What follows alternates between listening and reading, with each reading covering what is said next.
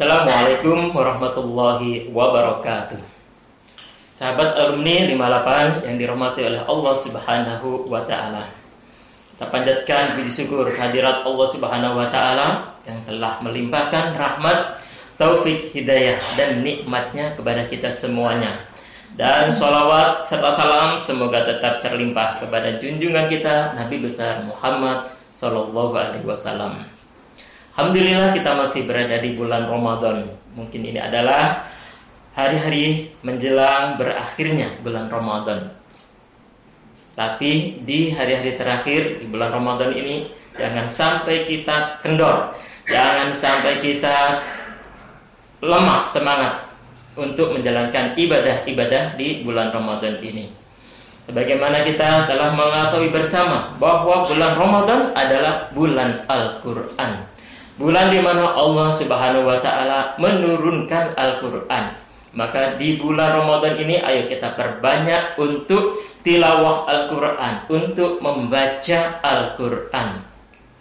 Barangkali yang belum selesai target yang telah ditetapkan di awal bulan, yaitu ingin khatam bacaan Ramadan, bacaan Al-Qur'an 30 juz, maka sekarang saatnya kita selesaikan bacaan Al-Quran kita. Bisa khatam 1 kali atau bahkan mungkin 2 kali atau 3 kali. Nah itu lebih bagus. Bagaimana yang dilakukan oleh para generasi awal, di mana mereka juga sangat bersemangat di bulan Ramadan untuk membaca Al-Quran. Sahabat Utsman radhiyallahu anhu, beliau menghatamkan Al-Quran setiap malam. Bahkan Imam Malik, seorang pengajar hadis, seorang ahli hadis, beliau menghentikan aktivitasnya untuk mengajar hadis dan berdiskusi tentang ilmu-ilmu agama supaya beliau bisa fokus untuk bisa khatam Al-Quran. Begitu juga dengan para ulama-ulama yang lain, mereka fokus dengan kegiatan tilawah Al-Quran. Dalam sebuah hadisnya Rasulullah SAW menyampaikan kepada kita semuanya, Iqra'ul Qur'an fa innahu ya'ti yaumal qiyamati syafi'an li ashabih. Bacalah Al-Qur'an karena dia nanti akan menjadi pemberi syafaat bagi pembacanya. Kalau kita rajin membaca Al-Qur'an, tilawah setiap hari, maka Allah Subhanahu wa taala akan memberikan izin kepada Al-Qur'an untuk memberikan syafaat bagi kita ketika menghadapi dahsyatnya hari kiamat. Dahsyatnya padang mahsyar, panasnya matahari ketika kita berada di padang mahsyar, maka insya Allah Al-Quran akan menjadi pemberi syafaat, menjadi penolong bagi kita semuanya.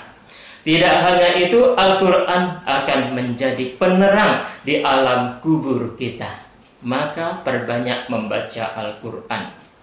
Dalam sebuah hadis yang lain, Rasulullah SAW menyampaikan perumpamaan kita kaum muslimin yang banyak membaca Al-Quran dan antara kaum muslimin yang jarang membaca Al-Quran. Rasul menyampaikan begini, perumpamaan orang muslim yang banyak baca Quran atau yang rajin membaca Al-Quran seperti al-utrujah. Mungkin kalau di Indonesianya seperti jeruk yang baunya harum dan rasanya manis. Perumpamaan kedua, bagi seorang muslim, bagi seorang mukmin, dia beriman tapi nggak baca Al-Quran seperti kurma. Dia nggak ada aromanya tapi rasanya manis. Perumpamaan yang ketiga, perumpamaan orang munafik yang mau membaca Al-Quran. Seperti apa? Seperti raihanah. Kalau di Indonesianya mungkin dalam terjemahnya diartikan sebagai kemangi. Aromanya wangi, sedap, tapi rasanya agak-agak pahit. Sementara perumpamaan bagi kaum munafik yang tidak baca Quran itu adalah seperti Hanzalah. Tidak ada aromanya, nggak wangi sedikit pun, bahkan rasanya pahit. Maka silakan, mau pilih yang mana? Mau pilih jadi seperti buah jeruk atau kurma atau yang lain, maka terserah Anda. Perbanyak baca Al-Quran, semoga Al-Quran bisa menjadi pemberi syafaat bagi kita semuanya. Assalamualaikum warahmatullahi wabarakatuh.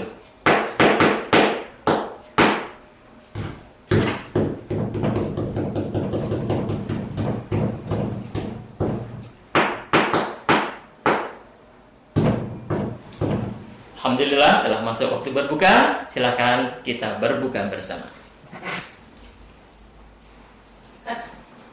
Alhamdulillah.